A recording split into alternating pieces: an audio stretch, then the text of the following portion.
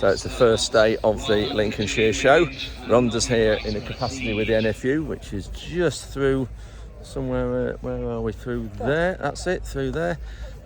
So scorching temperatures, which is much better than rain. Lots to see here. The first show since 2019, is it? Yes. 2 years we've had missing.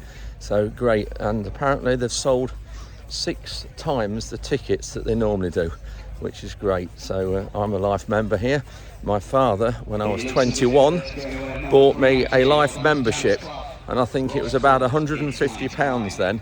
So what a fantastic 21st present. And yeah, for a show like this, which still maintains its agricultural roots. We'll have a look at those and a lot of the machinery. You can see JCB over here behind me and a few other things. We'll have a look at those in a bit. So we've got a 1916, I think you said, what, steam engine? Traction engine. And this would have been pulled, did it have a belt on it and pulled a plough? Well, this would have done sort of thrashing, all sorts of weird and wonderful little jobs. Yeah. Towing trailers around. Yeah. This is one fitted with a winch, so if they wanted to pull any logs and bits, they could have winched that out. Yeah. Various other little jobs. Yeah. Brilliant. Do you ever go to ploughing matches with it at all? No. No. Retirement. Retirement, oh, brilliant. Great. Yes, great. Fascinating machine, thank you. Was number 388, Nicola Salter. Look at Angie these. and Pepsi. Second Hackney driving class. was number 389, Joanne Dobson and Wall Seeker Mario. We went up the high divisions then for those non-Hackney types over 138 centimetres. The winner, Malcolm Salter and Koning number 393, and Look second at this one was stepping Andrew out. Knight and Forwards Enchanted number 397. We're just heading into the schools challenge now, where Birchwood Junior School are going to be judged shortly, so it'd be really good to see these children at the show. They've been so looking forward to it for such a long while. Brilliant children. So this is where all the schools are.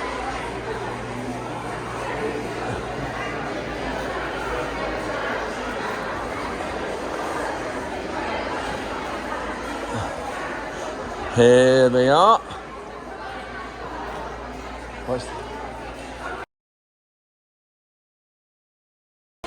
So just looking at the display here, you've been very busy, haven't you? Yeah. Wow. We've got visits to the farm on the iPad on the roll there. Some more there, looking at the oilseed rape. This is, oh, you had your lunch, didn't you, near the pond? And then did Nana or Frankie take some sandwiches? It was Nana. Nana, was it? Brilliant. All these speech bubbles. Oh, there's me. That's mine. That's what I said about them.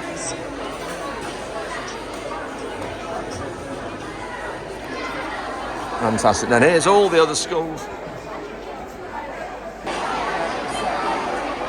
This school is now being judged. Looking on anxiously.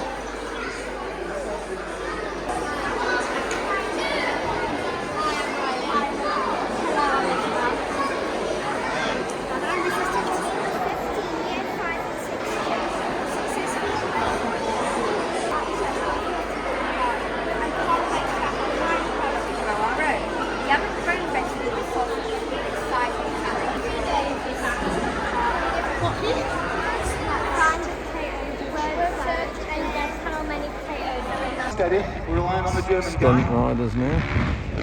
Big Superman there from Ham. So is that a little bit better, everybody? Just Lots a little bit. I know here don't today. get too excited. Don't clap too much. Stunning weather for a show. We're going to try and take a little competition now. So what we're going to try and do now, we're going to...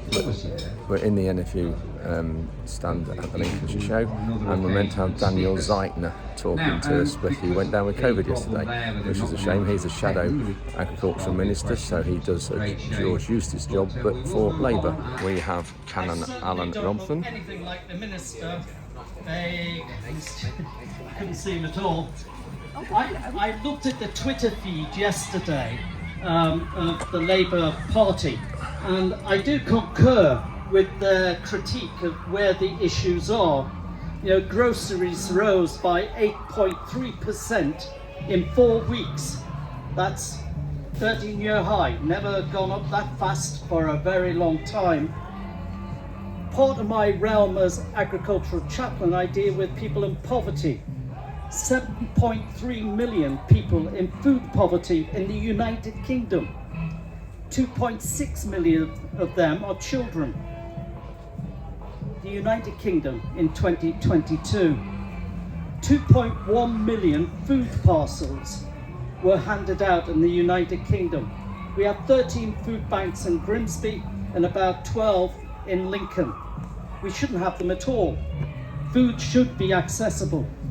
We've lost £2.6 billion in trade to the EU, a quarter of trade lost to Northern Ireland, and 40,000 pigs were culled because the government didn't act quickly enough in the labour, in getting labour into the abattoirs and onto farms.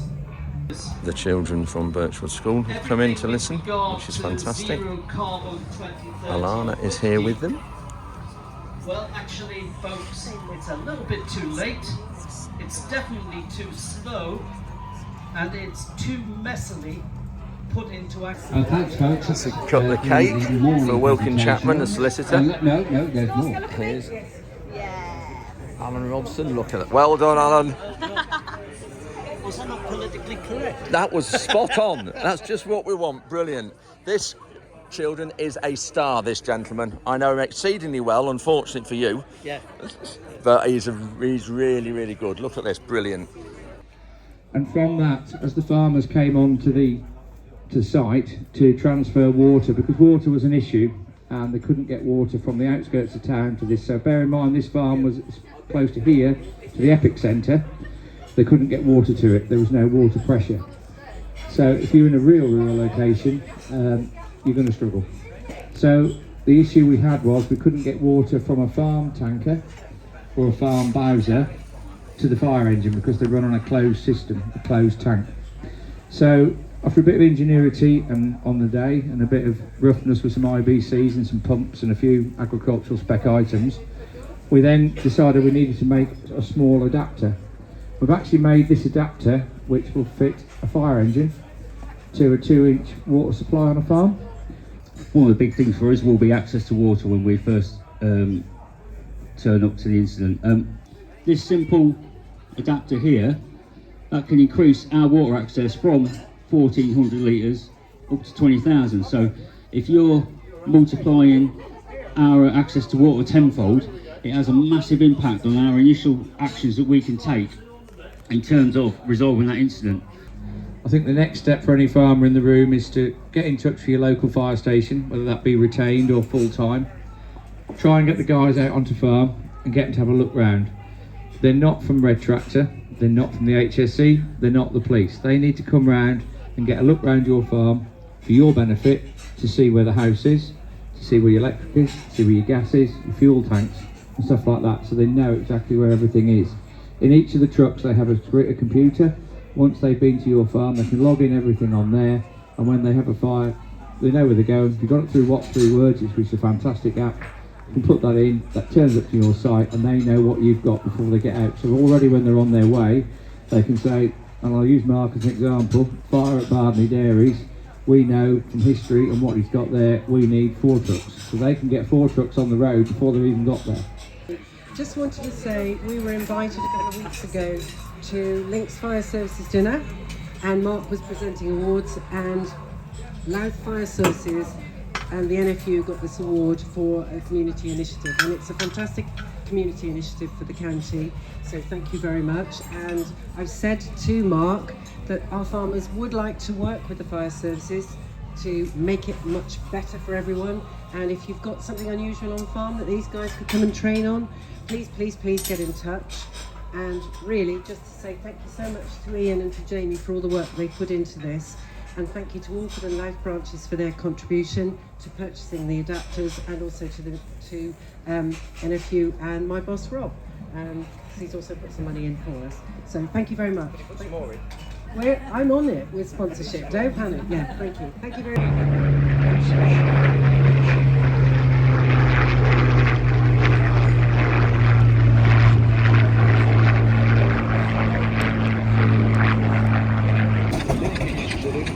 They were pure pulling machines.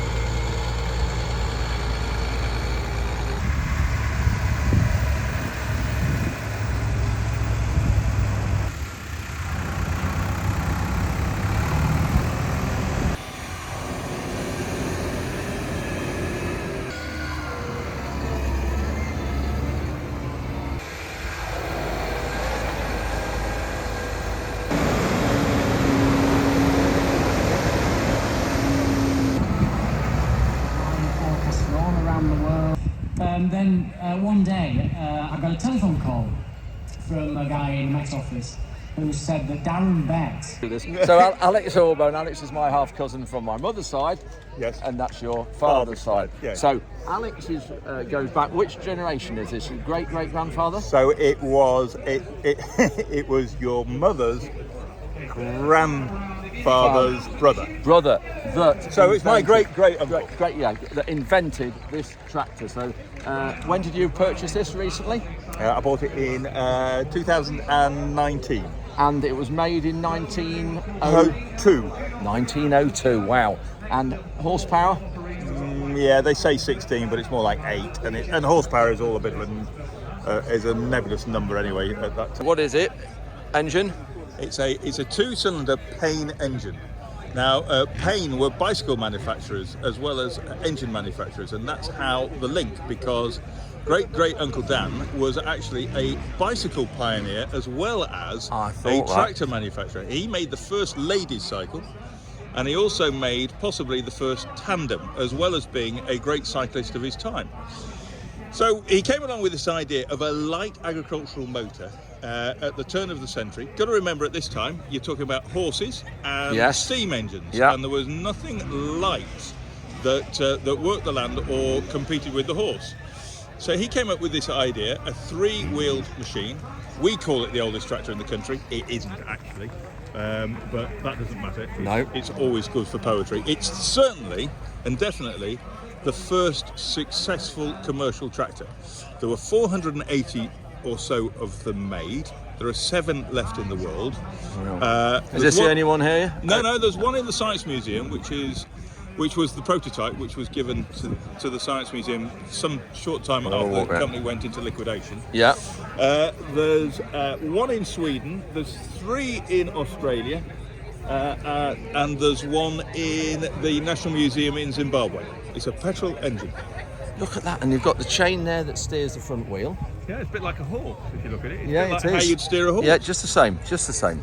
Yeah, so it's an absolute delight. It's great fun. And no, I'm not really into tractors. I don't really like them. Did you have to do anything to it when you bought it to get it to run? No. It was bought as this. It was renovated in the 1980s by the previous owner. But we know where it's been. we know where this tractor has been since the day it was built. Do you really? Yeah. There's a book that you can buy that's all about this tractor and other and the Ivor business. But this tractor was Great Uncle Dan's demonstrator tractor. Wow, fascinating. The big chain in there, drive chain. You haven't had to renew that chain or anything or lubricate it? No, that chain would be, that chain there. Yeah. That would be extremely difficult to replace. Yeah. But you'd find specialist engineering companies that can make all sorts of things. Yeah. Incredible. And all the rubber lugs on the... No, well, they were put on for the road run that was done in 2002. Yeah. So it would have been cleats before. Yeah. But that was put on for the road run that was done in 2002. The previous owner, he had prostate cancer, and on its 100th birthday, myself and a group of people drove this tractor from Biggleswade in Bedfordshire, where it was built, to the Royal Showground to celebrate its 100th birthday to raise £100,000 for hospices. Brilliant. And then that's when I decided one day I'm going to own it. You're going to own that. That made your mind up. Yep.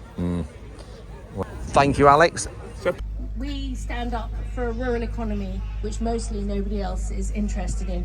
We have a constituency in the rural economy, which is not in anybody in Westminster's interest to support.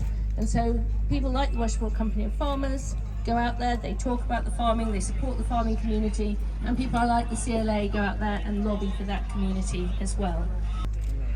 There is plenty here for the agricultural community to enjoy, but it's also the perfect place to come for those who are not so familiar with agriculture. There is so much to see. What a great place for all ages to visit.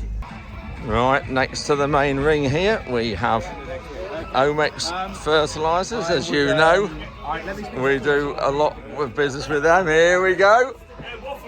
Yeah, look, waffle fan.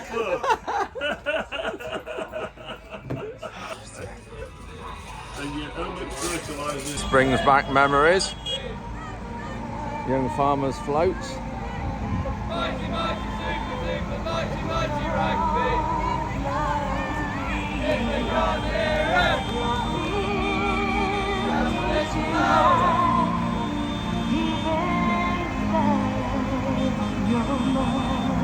and tomorrow they have a free-for-all in the ring, throwing water and flour. We used to, years ago, there used to be on paint on board, which wasn't very good. Fantastic.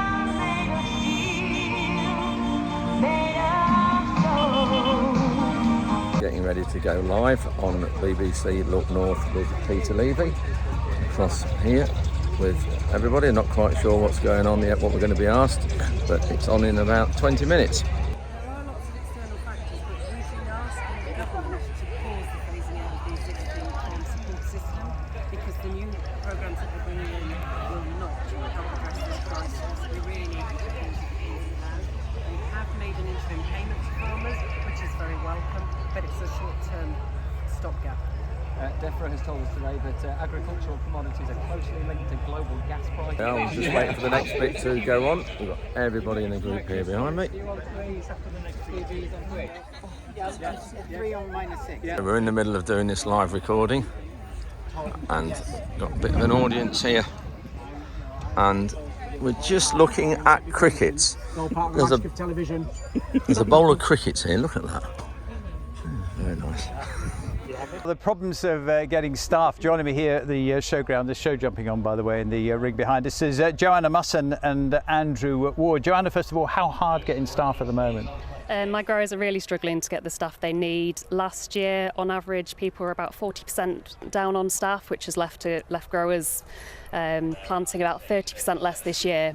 My growers, to attract their staff, I've got some that are paying over £25 an hour to keep their staff, which is pretty impressive. Really? Yes. Okay, look at seasonal jobs in Spalding and Boston. Good heavens! Well, that's amazing. Now, you actually, we were just joking there about the ice cream. You actually offering an incentive, aren't you? Well, we hand pull weeds this time of year because it's a lot better than chemicals to do it.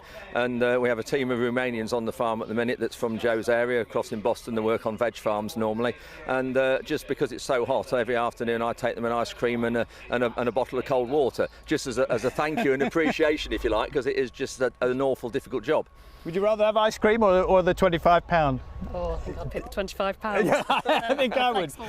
You go out and hand them out personally, do you? Yeah, I do. We go every afternoon, but it's not just in the vegetable farms. I've got a lot of friends who put adverts out for harvest workers on arable farms, and they get virtually no replies back, and or if the quality of the replies back aren't very good, and it's just a problem in every sector in agriculture, not just in horticulture. Did you bring Paul and me any ice cream? I'm afraid not. No. You need to come in the field and pull a few weeds, and then I will. I'll be a good weed puller, I think.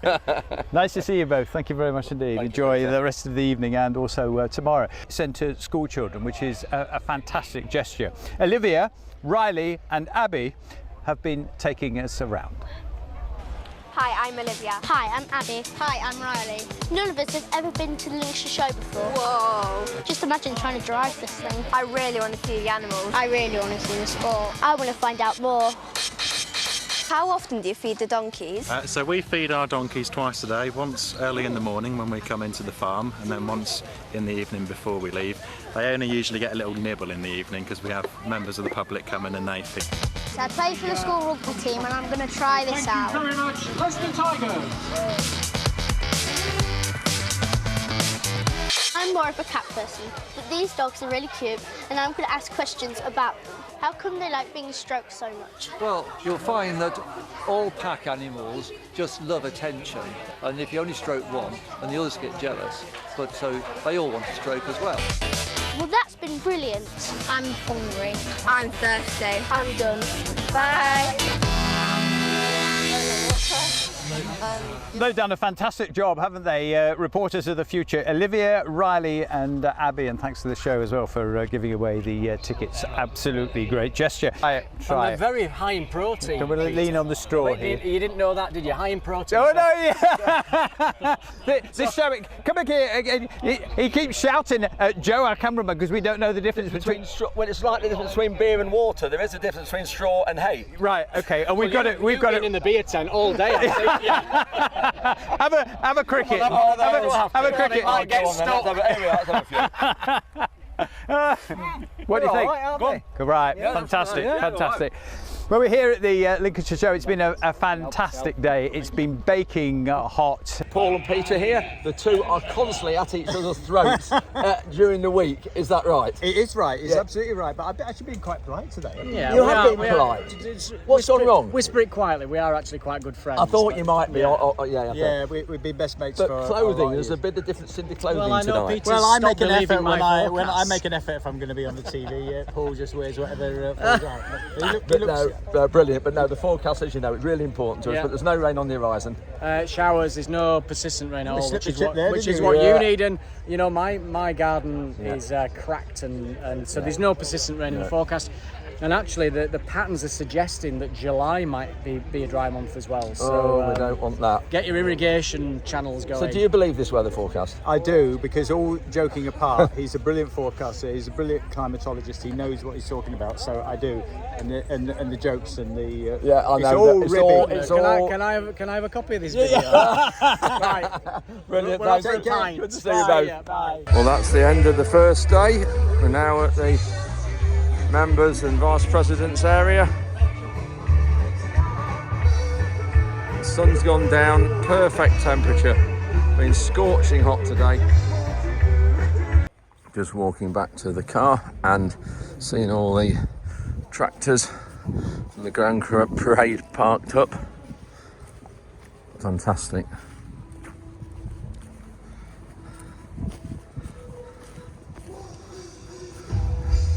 To think we've gone from, say, something like this and this to those three. Incredible. All these lined up down here.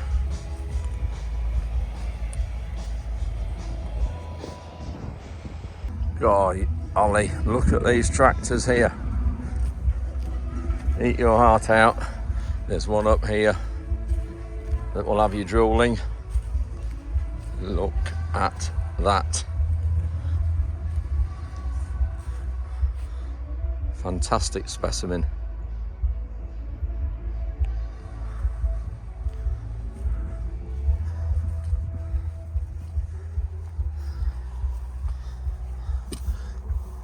That's been restored to fantastic quality.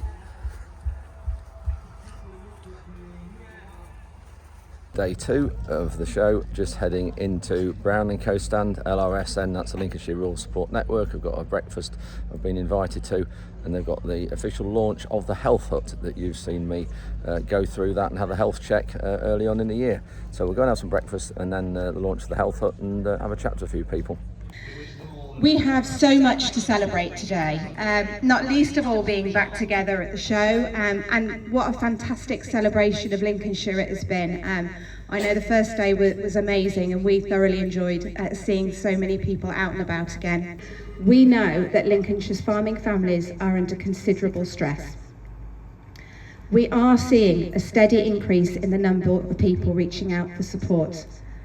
The first 3 months of this year, April to June, alone have seen an increase of 86% in new cases compared to the same time last year. We've seen an increasing number of people at crisis point. Last year we worked with 19 people at risk of suicide. We're also seeing a sustained increase in the number of people seeking support for mental health related issues. In fact, we've recorded an increase of 190% over the last 4 years in the number of mental health cases we have supported. It does seem that our services are needed now more than ever before. I've done one check because Lloyds Bank aren't very generous with their checks. So I've got for Lincolnshire Rural Support Network, for the LAS and for the Lincolnshire Agriculture Chaplaincy, £13,700 each.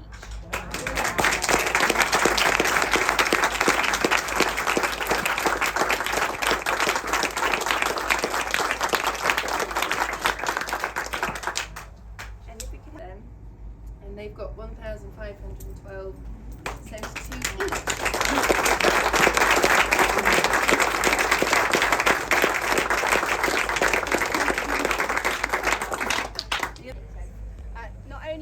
For hosting us here today, but they've been fantastic looking after us, and I think particularly shout out to Ben, who is... That's the end of the official launch of the Health Hut.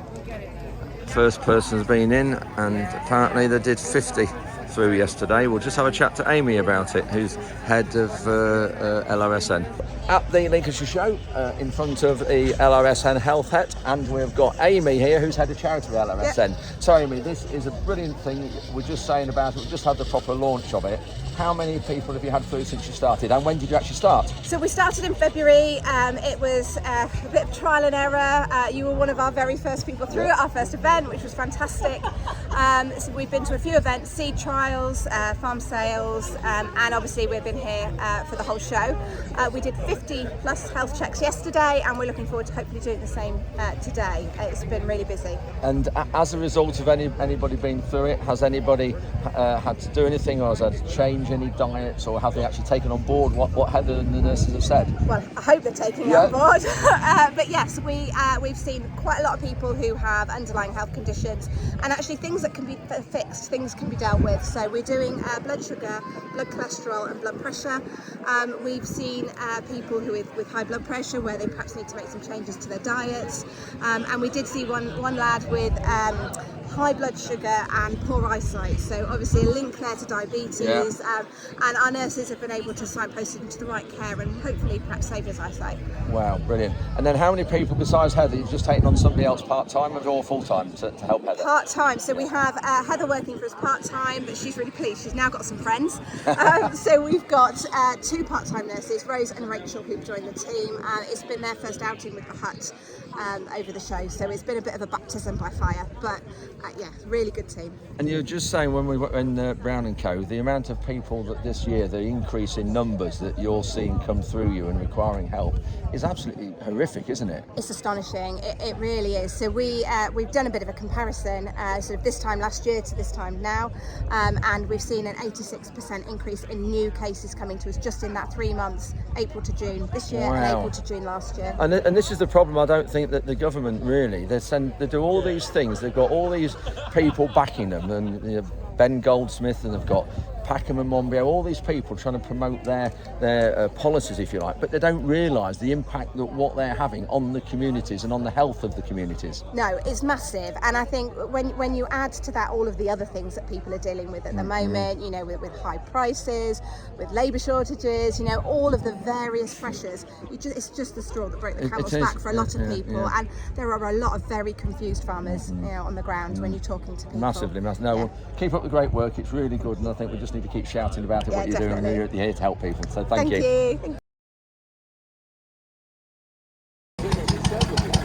Here's an old Lister potato riddle. We used to have one of those. There's your fork. You had to hand fill them here.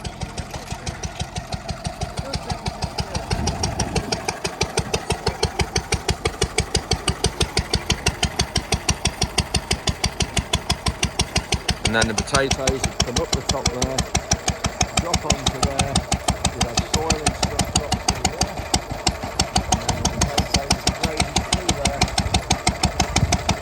So the good potatoes then go off there, go the other side.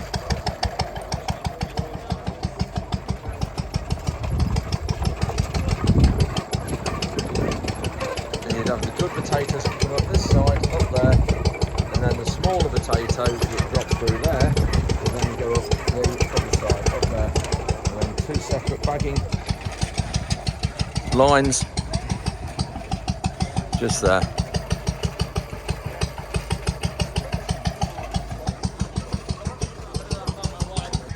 This was the first tractor that I remember driving, 135 Massey with multi-power. And if you had multi-power, my heck, you thought you were really special.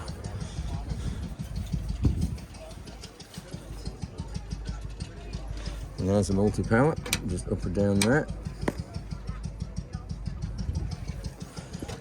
And foot throttle. Yeah, I remember this.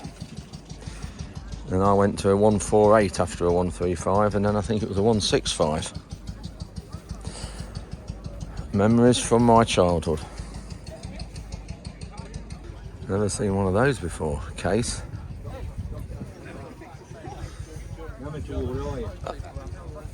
Oh, hello, are you alright? These look good.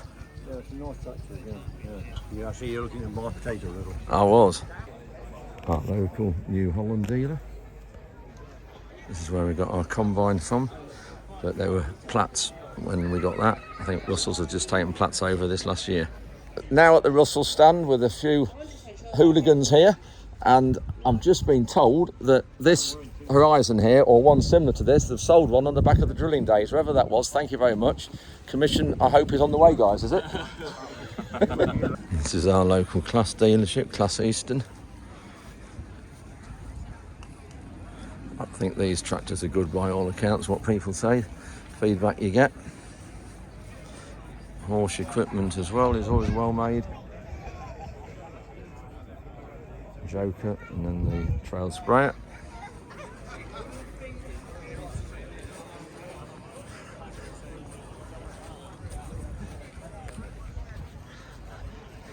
Good lot of people here again for the second day.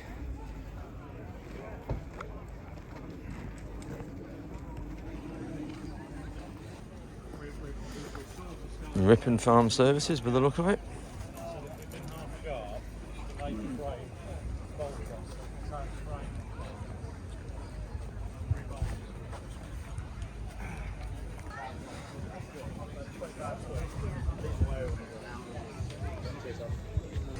This looks a useful little machine. I want one of these, a Sumo GLS, that I think that stands for Grassland Subsoiler.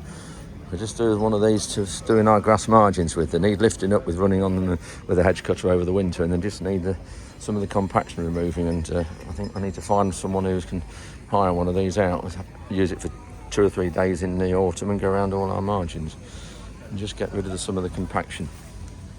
Got a low disturbance leg and point now, so it doesn't rift the ground up much. Then a disc in front of each leg just to cut through the grass, again to help it rifting and bringing up a lot of surface disturbance. This is our local case dealer where I got the quad track from and supply our Manitou as well. So we're nipping in, so who's in here? Kubota as well, also you can see Kubota agents as well. The pony showing classes. More memories of my earlier days with my daughters doing this sort of thing. Lots more classes in the distance. Lincolnshire Show is a big show for show jumping and pony classes. Another Lincolnshire New Holland dealer, that's Burden's. 9.90 there, ours is the 90.90, but that's got a McDon header on the front.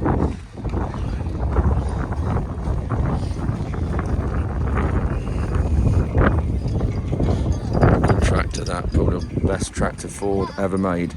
Like the 7810 was the best tractor John Deere have ever made. Really good tractor. Yeah, here's the McDon header.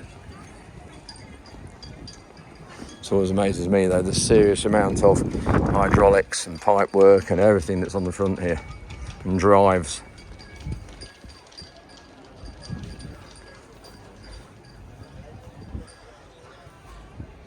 There's no wonder they cost what they do.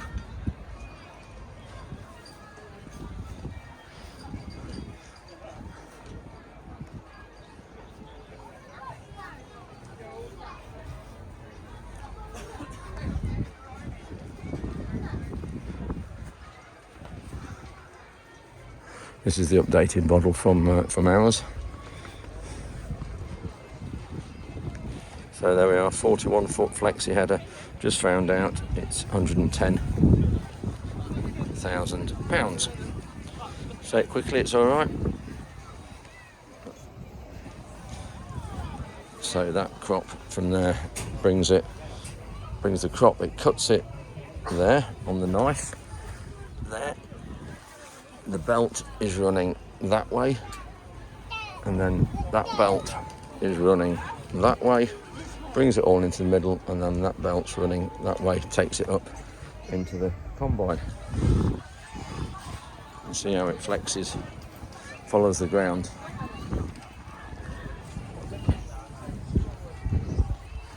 So back near the main ring, lots of people here again. So this is where they turn 90 degrees towards each They're other. all looking up to the sky.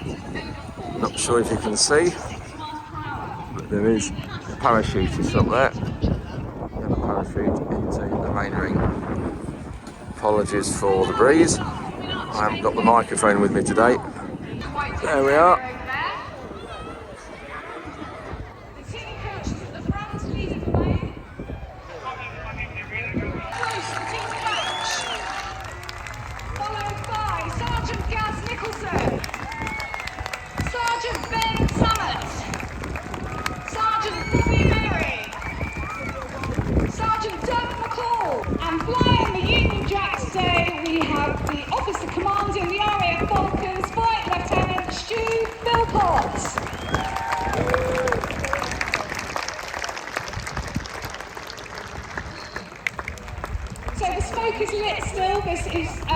The guys are now getting the smokes off their ankles. They're really, really hot, so we have to keep them well away from the parachutes.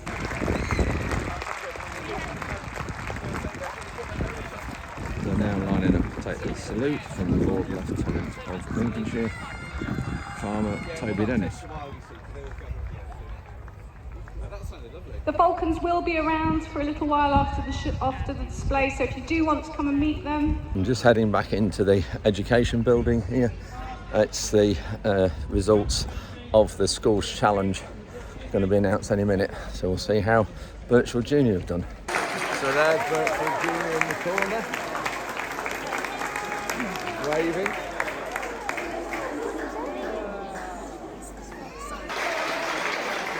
Unfortunately, Birchwood didn't get place this year, but it's their first attempt. They've done a fantastic job, and I'm so proud of them.